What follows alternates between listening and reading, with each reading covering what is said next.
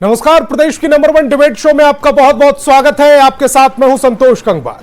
बिहार के लिए चुनावी साल है और चुनावी साल से पहले अपराध पर घमासान है।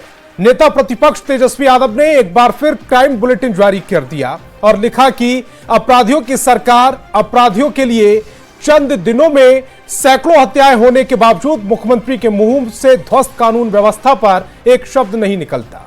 इसके बाद बिहार की सियासत उबाल पर आ गई। बीजेपी ने मोर्चा संभाल लिया और डिप्टी सीएम सम्राट चौधरी ने लालू राबड़ी शासनकाल में कानून व्यवस्था की हालत को तेजस्वी यादव को याद दिला दिया और कहा कि मौजूदा दौर में संगठित अपराध नहीं है। फिर भी जो अपराधी है, जिसने गलत किया है, उसे जेल जाना होगा। यहां लालू राबड़ी शासनकाल की तरह नहीं होता जब अपराधियों को सीएम हाउस में संरक्षण मिलता था। वहीं डिप्टी सीएम विजय सिन्हा ने तेजस्वी यादव को ट्विटर बॉय कह दिया और जनता को बरगलाने का आरोप भी लगा दिया।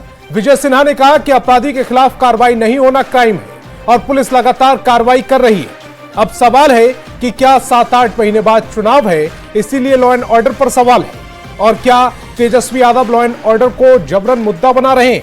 पहले एक रिपोर्ट, उसके बाद चर्चा की शुरुआत करेंगे।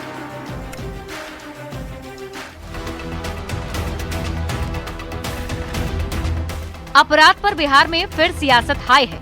तेजस्वी यादव के सोशल मीडिया साइट एक्स पर पोस्ट के बाद अपराध पर सियासत गर्मा गई।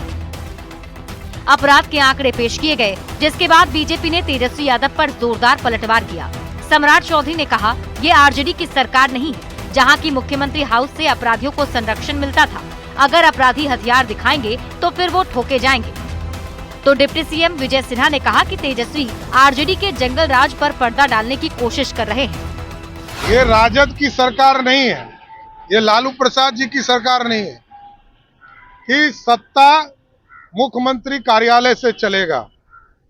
यहाँ जो अपराधी है, अपराधी यदि गलत करेंगे तो उनको जेल में जाना पड़ेगा, और जो अपराधी कट्टा या हथियार दिखाने का काम करेंगे उसको पुलिस ठोकने का भी काम, गिरफ्तारी भी करती है, एक्शन भी लेती है।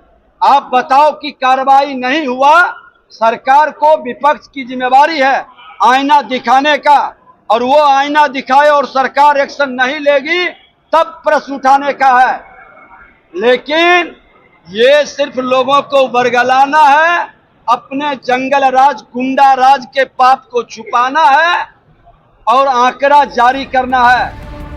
लॉ एंड ऑर्डर पर तेजस्वी यादव के पोस्ट पर बीजेपी सांसद संजय जायसवाल ने भी सवाल खड़े किए हैं। संजय जायसवाल ने कहा कि तेजस्वी यादव अपना क्राइम डेटा दें, जब अपराधी लालू प्रसाद एक घर पर बैठकर डिनर करते थे। उनको ये भी डाटा देना चाहिए कि हमारे यहाँ अगर कोई क्राइम होता है तो निश्चित तौर पर अपराधी पकड़े जाते हैं, और अपना वो क्राइम डाटा दें कि जितने भी अपराधी होते थे वह उस समय लालू जी के घर पे बैठ के डिनर करते थे। चुनावी साल में अपराध पर सियासी वार पलटवार का दौर जारी है। एक तरफ तेजस्वी नीतीश की सरकार पर सबसे बड़ी कामयाबी सुशासन पर लगातार सवाल खड़े कर रहे हैं, तो एनडीए आरजेडी के शासनकाल के बुरे दौर की याद दिला रही है। पटना से न्यूज़ 18 के लिए धर्मेंद्र कुमार की रिपोर्ट। तो डिबेट की शुरुआत करें उससे पहले आज के सवालों पर आते हैं। आज बहस बिहार की में हम पूछेंगे, तेजस्वी लॉ एंड ऑर्डर को जबरन मुद्दा बना रहे हैं क्या? क्या नीतीश की सुशासन की छवि पर चोट की कोशिश हो रही है? चुनावी साल इसीलिए अपराध पर घमासान मचा है। क्या चुनाव में अपराध को मुद्दा बना पाएगा विपक्ष? क्या 2025 चुनाव से पहले बड़ा मुद्दा होगा अपराध? डिबेट की शुरुआत करें उससे पहले मेहमानों से आपका परिचय करा देते हैं। सत्ता पक्ष से हमारे साथ जेडीयू प्रवक्ता अभिषेक झा और बीजेपी प्रवक्ता राम सागर सिंह जी जुड़ रहे हैं। तो वहीं विपक्ष से आरजेडी प्रवक्ता अरुण यादव और कांग्रेस प्रवक्ता डॉक्टर स्नेहाशीष वर्धन जी जुड़ रहे हैं। सभी मेहमानों का बहुत बहुत स्वागत। मेरा पहला सवाल आरजेडी प्रवक्ता अरुण यादव जी आपसे है। चुनावी साल है, तेजस्वी यादव की ओर से क्राइम के आंकड़े जारी किए जा रहे हैं, लेकिन बीजेपी का कहना है यह कोई ऑर्गेनाइज्ड क्राइम नहीं है, जो गलत कर रहा है उस पर पुलिस कार्रवाई भी कर रही है। देखिए संतोष जी, सबसे पहली बात है कि हमारे आदरणीय नेता तेजस्वी यादव जी चुनावी वर्ष के दृष्टिकोण से कोई भी मुद्दा नहीं उठाते। आप इतिहास देख लीजिए ना, चाहे मामला जो हो, मुद्दा जो हो, क्योंकि हमारे आदरणीय नेता तेजस्वी यादव जी जन सरोकार की राजनीति करते हैं, मुद्दों की राजनीति करते हैं, पढ़ाई लिखाई, दवाई, सिंचाई, कमाई, सुनवाई और कार्रवाई की बात करते हैं। चाहे बेरोजगारी का मुद्दा हो, पलायन का मुद्दा हो, भूखमरी का मुद्दा हो, गरीबी का मुद्दा हो, चाहे राज्य में जो फिलहाल बढ़ती हुई आपराधिक घटनाओं का मुद्दा हो। आपने देखा पिछले दिनों हमारे आदरणीय नेता तेजस्वी यादव जी ने 117 कुछ चंद घटनाओं का, पिछले दिनों जो कुछ सप्ताह दिन का कह सकते हैं, सप्ताह दिन 10 दिन के अंदर जो बिहार में घटना घटी, जिक्र किया, सत्ता पक्ष को आईना दिखाने का काम किया। स्वाभाविक है, हमारे आदरणीय नेता विपक्ष में ही और जवाबदेही है, उनकी भूमिका भी बनती है, दायित्व भी बनता है। जिस तरह अचेत माननीय मुख्यमंत्री नीतीश कुमार जी सोए हुए हैं, अचेत अवस्था में हैं, उसी तरह क्या सत्ता पक्ष चाहती है। हमारे नेता आदरणीय तेजस्वी यादव जी भी अचेत अवस्था में सोए रहे, जनता को भगवान भरोसे छोड़ दे, ऐसा कभी नहीं होगा। जवाब तो देना पड़ेगा। चारों तरफ हाहाकार मचा हुआ है, खून से लथपथ बिहार है, चौर हत्या ही हत्या। ऐसा एक भी दिन नहीं जिस दिन 500 राउंड बिहार में गोलियां नहीं चलती, दर्जनों हत्याएं नहीं होती, दर्जनों बलात्कार की घटना सामने नहीं आती, छीन छोरी डकैती ये तो आम है, छोड़ दीजिए। उसके बावजूद भी कहां है सरकार। हमने, हमारे नेता तेजस्वी यादव जी ने सदन के अंदर आंकड़े प्रस्तुत किए। 2 दशक से बिहार के मुख्यमंत्री नीतीश कुमार जी हैं और 20 साल के दौरान 65,000 हत्याएं, 35,000 के लमसम बलात्कार, 1 लाख अपहरण, 3 लाख से अधिक चोरी डकैती हत्या सामने। जवाब देना चाहिए ना। ठीक है, जवाब लेते हैं। अभिषेक जी हमारे साथ हैं, जेडीयू प्रवक्ता। अभिषेक जी, संगठित अपराध नहीं है ये कहकर क्या अभी तो सरकार इन जो आंकड़े हैं या जो डेटा तेजस्वी यादव ने रखा है उससे अपने आप को बचा लेगी? दो पक्षों में इस पूरी बात को समझने की जरूरत है संतोष जी। नेता प्रतिपक्ष सवाल उठाते हैं, बिल्कुल जायज बात है, नेता प्रतिपक्ष का काम ही है जनता की आवाज को सरकार के सामने रखना। बहुत सारी बातों को वो कह सकते हैं, इसमें कोई दिक्कत नहीं है। उन्होंने क्राइम बुलेटिन जारी किया, पुलिस महकमे की तरफ से भी उस पर जवाब दिया गया है, बताया गया है कि लगभग सभी मामलों में कार्रवाई की गई है। बहुत सारे फैब्रिकेटेड डाटा के हिसाब से भी नेता प्रतिपक्ष के द्वारा पोस्ट आता है। तो सरकार और प्रशासन अपनी जवाबदेही से पीछे हटने की बात नहीं करता है। कहीं भी कोई क्राइम हो तो क्रिमिनल्स के मनोबल को नहीं बढ़ने दिया जा सकता है। अद्यतन कार्रवाई सुनिश्चित करना हमारी जवाबदेही है। अब चलते हैं दूसरे पक्ष की तरफ कि नेता प्रतिपक्ष बिहार में भी कौन है? तेजस्वी यादव जी। उनकी पार्टी का नाम क्या है? राष्ट्रीय जनता दल, जो पार्टी हमारे गठबंधन से पहले बिहार के शासन में थी। और वो जो दौर था, उस दौर को तो न्यायालय ने डिस्क्राइब किया, उपाधि दी उनको, बड़ी उपाधि दी, जनरल राज की उपाधि दी। हम ये नहीं कह रहे कि नेता प्रतिपक्ष को सवाल पूछने का अधिकार नहीं है, पूछिए सवाल। एक आम आदमी को भी सवाल पूछने का अधिकार है, लेकिन नेता प्रतिपक्ष को सरकार को घेरने से पहले अपने गिरबान में हाथ देखना चाहिए। अपने माता पिता के शासनकाल के बाद देखना चाहिए। तेजस्वी यादव जी नेता प्रतिपक्ष रह जाइए, घबराइए मत। अच्छा एक बात बताइए, इनसे पूछिए राजनीतिक प्रवक्ता से कि अपने माता पिता के शासनकाल की माफी तेजस्वी जी ने सार्वजनिक मंचों से मांगी थी कि नहीं मांगी थी? अपने माता पिता की तस्वीर अपने पोस्टर से हटाई थी कि नहीं? गलत मत। और जो तेजस्वी यादव जी इस बात को मानते हैं कि राष्ट्रीय जनता दल का शासन जंगल राज था, उन तेजस्वी यादव जी के जो आरोप हैं कि सरकार की मंशा और इकबाल पर सवाल है, यह गलत है। आप सवाल उठाइए, क्राइम कहीं होता है, वो तो छुपने वाली बात नहीं है, लेकिन इससे आप मुख्यमंत्री जी के इकबाल पर, उनकी मंशा पर अगर सवाल उठाते हैं तो यह गलत है। और इसके जवाब के आलोक में हम बताते हैं आपको कि अपना दौर मत भूलिए, आईना जब भी उठाया करो संतोष जी जवाब देखा करो। ठीक है, जल्दी से जवाब दीजिएगा अरुण जी, उसके बाद मैं डॉक्टर स्नेहाशीष वर्धन जी के पास आऊंगा। संतोष जी, अभी हमारे जदयू के प्रवक्ता हमारे शासनकाल को याद दिला रहे थे। बहुत अच्छी बात है, हम तो बताने के लिए तैयार हैं आंकड़े के साथ। और इनके प्रशासन ने भी आंकड़ा जारी किया है। एनसीआरबी के आंकड़े अनुसार वर्ष 2022 का इन्होंने कहा है कि प्रत्येक लाख जनसंख्या पर 277 आपराधिक घटनाएं। इन्होंने आज अखबार में मैं पढ़ा और एनसीआरबी का आंकड़ा भी बोल रहा है, उसको मैं झुठला नहीं रहा हूं। चलिए अब मेरे शासनकाल की बात करिए। जब आदरणीय लालू प्रसाद यादव जी बिहार के मुख्यमंत्री बने 1990 में, तो उस समय प्रत्येक लाख जनसंख्या पर 144 आपराधिक घटनाएं दर्ज थी। ये आंकड़े बोल रहे हैं, मैं नहीं। 2005 तक हमारी सरकार रही। हमारी सरकार जब चली गई संतोष जी, तो उस समय प्रत्येक, अरे इनकी सरकार में एफआईआर दर्ज होते थे, वही बात सुन लीजिए ना, मुख्यमंत्री आवास से अपराध गवर्न सुन लीजिए, अपराध को एक उद्योग के रूप में दर्जा मिला हुआ था। आपके यहाँ कोई एफआईआर दर्ज मत होइए, एक बार सुन लीजिए ना, कहिए कि हमारी सरकार में एफआईआर दर्ज होते ही नहीं थे। सुन लीजिए ना, दर्द हो गया। अरे सच्चाई अपराध को एक उद्योग बनाकर रखा, प्लीज, मैं अपहरण को एक उद्योग मैं इन लोगों के विश्वास नहीं रखते। आशीष वर्धन जी, मैं आपके पास आता हूँ। एक तरफ नेता प्रतिपक्ष सवाल उठा रहे हैं कानून व्यवस्था पर। अरुण जी आ रहा हूँ। अरुण जी देखिए, समय निकलता जा रहा है, बाकी मेहमानों को भी मुझे समय देना है। नहीं, अंतिम लाइन सुन लीजिए ना। हमारी सरकार जब चली गई 2005 में, उस समय अरुण जी, आप तो डॉक्टर के साथ काम किए हैं ना, आपको तो आंकड़ा पता है कि कितने डॉक्टरों का अपहरण आपके शासन में हुआ था लालू जी के समय में, और जितने लोग छोड़े बिहार। आपका नाम आज आप पलायन की बात कर रहे हैं। पलायन सागर जी प्लीज आंकड़े कम कर। सुन लीजिए, 1 लाख आबादी पर 122 आंकड़ा कम। अरुण जी, मैं आंकड़े अभी इस समय स्क्रीन पर भी चला रहा हूं। आंकड़े क्या है? 3 गुना आंकड़ा बढ़ गया। इसे क्या कहेंगे? कौन सा राज कहेंगे? अरुण जी, आंकड़े स्क्रीन पर भी चल रहे हैं। खैर, मैं इसमें आशीष वर्धन जी आता हूं आपके पास।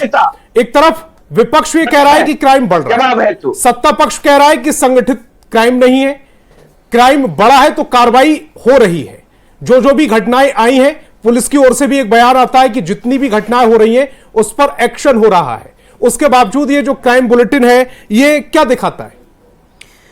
बिहार में गुंडा राज स्थापित हो चुका है और इस बात को स्वीकारने की हिम्मत दिखानी चाहिए सत्ता पक्ष के लोगों को, और यह बात बतानी चाहिए उन्हें कि बिहार में किस तरीके से अपराधियों का तांडव, नहीं कहूंगा तांडव, बड़ा क्रिएटिव वर्ड है, जिस तरीके से वो अपना आताताई रूप दिखा रहे हैं, वो समझने की बात है कि सरकार का इकबाल पूरी तरीके से खत्म हो चुका है। मैं इसलिए नहीं बोल रहा हूं, इसलिए बोल रहा हूं क्योंकि उत्तर प्रदेश के बाद बिहार में अनुसूचित जाति और जनजाति के साथ सबसे ज्यादा अपराध रिकॉर्ड किए गए हैं। महिलाओं के साथ उत्तर प्रदेश के बाद बिहार में सबसे ज्यादा अपराध डिकोड किए जा रहे हैं। और यह बात समझने की जरूरत है कि भारतीय जनता पार्टी के आज शासन है उत्तर प्रदेश में, और बिहार में भी वो गलबहिया की हुई है। तो जदयू, नीतीश कुमार जी और भाजपा का संगत जो है, वो पूरे राष्ट्र में सबसे ज्यादा आपराधिक घटनाओं के जननी के रूप में जाना जाएगा। और यह बात मैं इस तरीके से नहीं बोल रहा हूं, मैं भी आंकड़ों पे बता रहा हूं कि 300 गुना, जो 3 गुना होता है, पहले 1,55,000 के आसपास की आपराधिक घटनाएं दिखती थी, तो यहां 3.5 लाख के आसपास की दिख रही हैं। जो हत्याएं हो रही हैं वो भी देखने वाली बात है। साल दर साल हत्याओं का औसत बढ़ रहा है। यह समझने की बात है कि लोग कह रहे हैं कि अपराध अगर हो रहा है तो उस पर हम लोग कार्रवाई कर रहे हैं। वो ये भी कह रहे हैं कि कार्रवाई आप कर रहे हैं संतोष जी, कैसी कार्रवाई आप कर रहे हैं? जी, वो ये भी कह रहे हैं पुलिस को दौड़ा दौड़ा के मारा जा रहा है, पुलिस की हत्याएं हो रही हैं, डॉक्टर्स की हत्या हो रही है, इंजीनियर्स की हत्या हो रही है, छात्रों की हत्या हो रही है, महिलाओं की हत्या हो रही है, दलितों की हत्या हो रही है। किस पे आप बात करिएगा? किन चीजों को आपने छोड़ रखा है बिहार में? क्या बिहार में ये गुंडा राज स्थापित नहीं हुआ है? इस बात को स्वीकार करने में आपको क्या दिक्कत हो रही है? ठीक है, स्वीकार कीजिए। बीजेपी प्रवक्ता राम सागर जी जवाब दीजिए। संतोष जी, जिस समय लालू और राबड़ी की सरकार थी, अपराधियों की सरकार थी, उस समय कांग्रेस तो कहरिया बंद करके ढो रहे थे ना लालू और राबड़ी की पालकी को। और अरुण जी तो डॉक्टर के साथ सहयोगी काम कर चुके हैं। डॉक्टर नरेंद्र प्रसाद के गाड़ी जब डॉक्टर नरेंद्र प्रसाद की गाड़ी लूट ली गई थी और डॉक्टर नरेंद्र प्रसाद जब लालू जी से कंप्लेन करने के लिए गए थे मुख्यमंत्री आवास, तो वहीं पर जो लूटा था जब उनके साथ आ रहे थे तो नरेंद्र बाबू को पूछे कि क्या बात है डॉक्टर साहब, तो कहे कि अरे मेरा गाड़ी तो यही लोग लूट करके ले गए थे। तो लालू जी कहे कि अरे बच्चे लोगों को मिठाई खाने के लिए कुछ दे दीजिए। जब मुख्यमंत्री अपने से अपराधियों को जो गाड़ी लूट करके ले गए थे और वो मिठाई का 50,000 रुपया देना पड़ा था, ये सच्चाई है ना। जो पलायन की बात करते हैं, पलायन बिहार से कब हुआ था? ये अरुण यादव जी जानते हैं, क्योंकि डॉक्टरों के साथ ये काम कर चुके हैं, इनको पता है कि उसी समय पलायन हुआ था। और जब इनके शादी में जब लूटे जा रहे थे जाकर के गाड़ियों को, तब क्या उस अपराध को अंकित भी किया जाता था क्या? सारे लोग जानते थे कि उस समय तो अपराध अंकित नहीं होते थे। थाने में किसी का हिम्मत होता था, क्यों नहीं आप लोग काम कर पा रहे हैं? ये बात आप क्यों नहीं बोलते? आप नहीं बोलना चाहते, स्वीकार नहीं करना चाहते, मौका मिला क्योंकि बिहार में गुंडा राज स्थापित आप लोगों के साथ हुआ है, क्योंकि आज आप अपराधों को श्रेणियों में रखते हैं कि ये असंगठित अपराध है। रामानंद यादव को मंत्रिमंडल में रखा, ललित यादव को मंत्रिमंडल में रखा, खौफ नहीं है उसके अंदर। केंद्रीय मंत्री की नकल मारी जा रही है, क्यों? ये बात समझाइए और बताइए लोगों को, इस बात को स्वीकार कीजिए। ये समझा दूं कि संगठित मौका होता है तो किस तरह के लोगों को अपराध में क्या फर्क होता है। मान लीजिए कि किसी घर में चोरी हुई, मान लीजिए किसी दो भाइयों का विवाद था और विवाद में किसी एक भाई पर चोट लग गई या हत्या हो गई, ये आपसी परिवार का विवाद था, ये अपराध की श्रेणी में आएगा। लेकिन जब कभी बैंक में डाका डाला जाएगा या चोरी की जाएगी तो उसकी योजना बनाई जाती है, वो संगठित अपराध होता है। और इसी पर पक्ष और विपक्ष इस समय अपनी दलील दे रहे हैं, बहस कर रहे हैं। अभिषेक जी जवाब दीजिएगा। इसमें आशीष जी ने जो सवाल पूछे हैं और साथ ही साथ अरुण जी ने भी जो सवाल आरोप लगाए उनका मुद्दा यह है कि जब भी इनसे बुनियादी सवाल पूछे जाते हैं तो ये लोग झेप जाते हैं। मैंने शुरू में ही अपने संबोधन में क्या कहा कि भाई नेता प्रतिपक्ष की हैसियत से अगर पूछते हैं, एकदम सही बात है, सवाल पूछिए, हम जवाब देंगे। लेकिन राष्ट्रीय जनता दल का नेतृत्व करते हुए सरकार के इकबाल मंशा पर सवाल उठाते हैं, हमारे मुख्यमंत्री जी की मंशा पर सवाल उठाते हैं, तो ऐसे ही सवालों की बौछार आपको भी झेलनी पड़ेगी।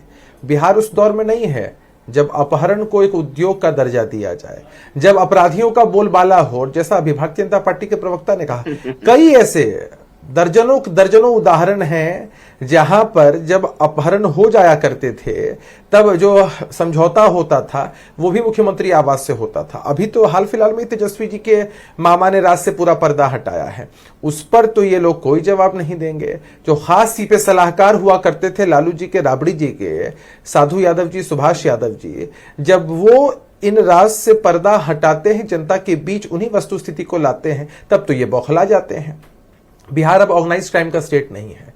कोई भी व्यक्ति थाने में जाता है, तुरंत एफआईआर दर्ज होती है, कार्रवाई भी सुनिश्चित होती है। और वो दौर नहीं है जब एफआईआर ही दर्ज नहीं करते थे ये लोग। और आज एनसीआरबी का डाटा दिखा रहे हैं। डाटा दिखाकर क्या करिएगा? डाटा में भी हम आपसे बहुत बेहतर हैं, क्योंकि आपके समय एफआईआर दर्ज नहीं होती थी। दूसरी बात कि अगर कुछ करना है तो जाके बिहार के आम जनमानस से सर्वे कर लीजिए, कितना सुरक्षित महसूस करते हैं। ठीक है अरुण जी, सरकार आपने डेटा की बात की, आज 12 बजे भी आपका है घूमती नजर 1990 से 2005 यानी कि लालू राबड़ी शासनकाल में 67,249 हत्याएं हुई। ये एससीआरबी का डेटा है।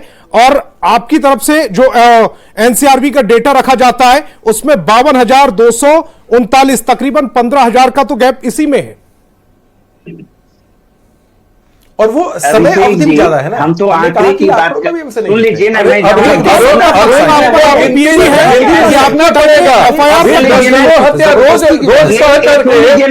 अब गिनती भी इनको गिनना सीखना पड़ेगा।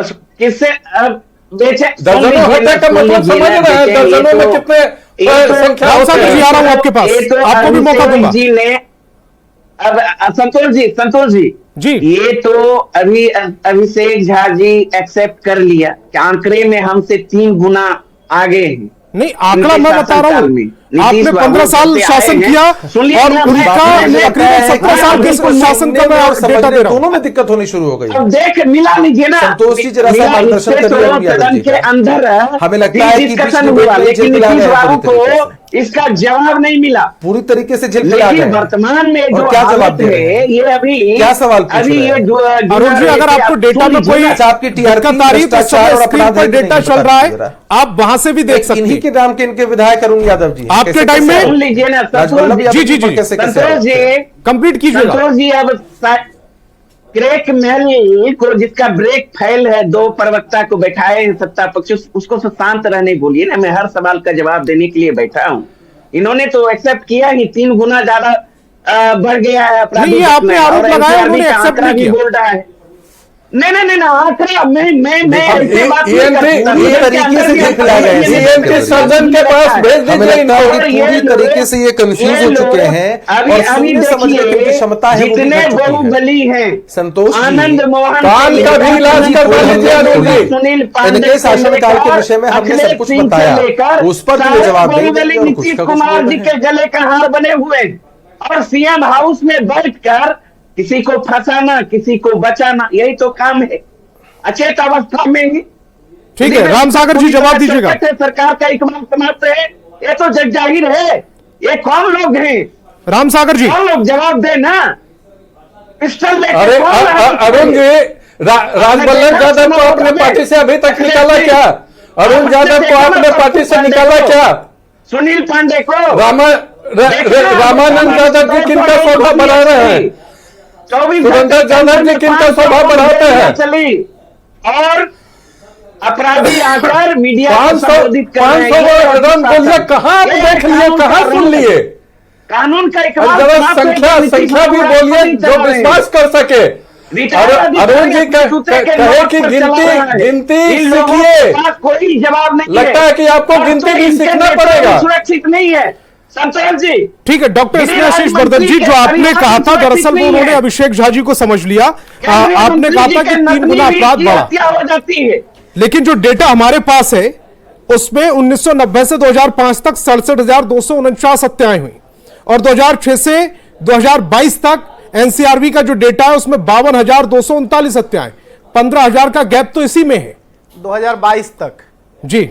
और उसके बाद इनके नेता नकली सत्ता डाटा ये कहना है मीडिया पहले एफआईआर दर्ज होती नहीं थी, अब जब जाएंगे आप तब एफआईआर दर्ज होती है। मैं इस बात को क्लियर कर देना चाहता हूं कि 2006 से 2022 आपने कहा है और मैं आंकड़ों पे अभी भी टिका हुआ हूं और इस चीज को मैं बता रहा हूं कि 3 गुना बढ़ा है अपराध। कैसे बढ़ा है? अपराध में जघन्य अपराध भी होते हैं, अपराध में हत्याएं भी होती है, अपराध में बलात्कार भी होता है। मैं उन आंकड़ों की बात कर रहा हूं और मैं पूरे जिम्मेदारी के साथ आपके चैनल पर यह बात कह रहा हूं कि भारतीय जनता पार्टी और जदयू संगठित असंगठित की बात जो कर रही है, ये बताए कि आखिर बिहार में पुलिस के बारे में लोगों के मन में क्या धारणा बैठ गई है।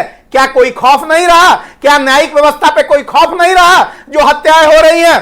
क्या आर्थिक अपराध में बिहार 1 नंबर पर नहीं बन गया है? इस बात को स्वीकार करने में आपको क्या दिक्कत आ रही है? क्यों दिक्कत आ रही है और किस लिए दिक्कत आ रही है? अरे आपके तो आर्थिक अपराधी सरकार समाता हुआ नहीं दिखा पाएंगे। आंकड़े बोलते हैं, भारतीय जनता पार्टी और राजद दोनों भी जेलों अभिषेक झा जी पूरी जिम्मेदारी के साथ आपको बोलना चाहिए। नीतीश कुमार जी का हो गया है, सारे लोग और ये आर्थिक अपराध की बात कर रहे हैं और मोबाइल छीन रहे हैं। बताइए किसका राज है है भाई बिहार में। आशीष जी, भाई अपराधियों की सरकार हो गई है, इस बात को स्वीकार कर लीजिए ना। इसमें आशीष जी जो आप कह रहे हैं केंद्रीय राज्य मंत्री के यहाँ, वो भी पारिवारिक विवाद है। पारिवारिक विवाद और अपराध दोनों अलग श्रेणी में रखे जाते हैं। संतोष जी, मेरे मन में खौफ नहीं है, मैं उठूं और पिस्टल निकाल के किसी को मार दूं, ये मतलब क्या साबित करता है? ठीक है अभिषेक जी, संगठित और असंगठित में इसको बांटा जाएगा कि अपराध को अपराध रहने दिया जाएगा। ये तो वही भारतीय जनता पार्टी है जो दंगों का रंग बताती है, जो अपराधियों को बताती है कि ये हिंदू है, ये मुसलमान है। ऐसे भारतीय जनता पार्टी के लोगों से आप उम्मीद करते हैं संगठित असंगठित पे बात करेंगे ये लोग? हिंदू और मुसलमान क्यों अगर कोई को मार देता है, इसलिए मार देता है संतोष जी, क्योंकि उसके मन में पुलिस का खौफ नहीं है, उसको मालूम है कि वो पुलिस को खरीद सकता है, बिहार की सरकार को खरीद सकता है, क्योंकि ये जन्म से अपहरण करने वाले लोग हैं। लिखे अभिषेक जी जवाब दीजिएगा। मैं जवाब दे दूं। जातिवादी आपकी पार्टी, सांप्रदायिक आपकी पार्टी। छोटा उदाहरण, अरे यादव को आप लोग बताते थे अपराधी, कौन से यादव गोली मार रहे थे बताइए ना। आप ही के पार्टी इन्हीं के पार्टी आपने सवाल उठाए, अभिषेक जी का जवाब ले लें। पर एसिड अटैक हो रहा है, जवाब उठाएंगे, देंगे ये जवाब। कितने बेशर्म लोग हैं ये भारतीय जनता पार्टी के, इन्हीं के नेता की पुत्री पे एसिड अटैक हुआ। मुझे उसका भी दर्द है। कैसा डिबेट कराते, कम से कम डेकोरम तो समझाइए इन लोगों को कि सवाल पूछते जवाब। अभिषेक जी जवाब दीजिए। एक मिनट, स्नेहाशीष बाकी सभी मेहमानों की आवाज स्नेहाशीष जी तो परिपक्व, अभिषेक जी के अलावा जी 2005 से पहले स्नेहाशीष जी या उनके परिवार के जरा पूछ लीजिएगा कि जब स्टेशन पर 10 बजे 8 बजे कोई ट्रेन आती थी तो क्या स्नेहाशीष जी अपने घर को उस रात में जा पाते थे कि नहीं जा पाते थे? दूसरा ये पूछिएगा कि दीघा का इलाका हो जहां सुसज्जित मरीन ड्राइव आपको दिख रहा है, या पटना के किसी भी आउटस्कर्ट्स में अभी रात के 11-12 बजे जाने में कोई हिचक नहीं होती, महिलाएं भी घूमती हैं, क्या स्नेहाशीष जी उस वक्त अपने घर से निकलकर वहां जा सकते थे? इनको कहिए कि अपने दिल पर हाथ रख के अपने घर वालों की मनस्थिति, अपनी मनस्थिति इस बिहार के सामने स्पष्ट करें कि उस दौर और इस दौर में किस तरह जमीन और आसमान का अंतर था। अरे जो लोग स्टेशन पर आते थे रात के 8 बजे, वहीं रुक जाते थे, वहीं सो जाते थे। अहले सुबह अभिषेक जी समय की कमी है। अरुण जी जल्दी से अपना last comment. Arun ji last comment 30 second. नहीं हिम्मत है देखिए संतोष जी, इन लोगों के पास कुछ नहीं है और बिहार की जनता अब तैयार बैठी है इस सरकार को सबक सिखाने के लिए। चूंकि माननीय मुख्यमंत्री नीतीश कुमार जी अचेत अवस्था में, उनको कुछ जानकारी भी नहीं होगा कि प्रत्येक दिन हत्या ही हत्या हो रहा है, खून की होली खेली जा रही है बिहार में, खुलेआम अपराधी तांडव मचा रहा है। तो ये लोग गाल बजाने के लिए सिर्फ यहाँ बैठ जाते हैं। ठीक है राम सागर जी अपना कमेंट सारे 20 सेकंड में कंप्लीट कीजिएगा जल्दी लास्ट। बिहार की जनता ने लोकसभा में इनको 4 सांसद दे करके अर्थी उठाने के लिए, राजनीतिक अर्थी उठाने के लिए जवाब दे दी है बिहार की जनता, और 25 में भी जवाब दे देगी। इनका हालत 2010 के चुनाव से भी बुरा होने वाला है।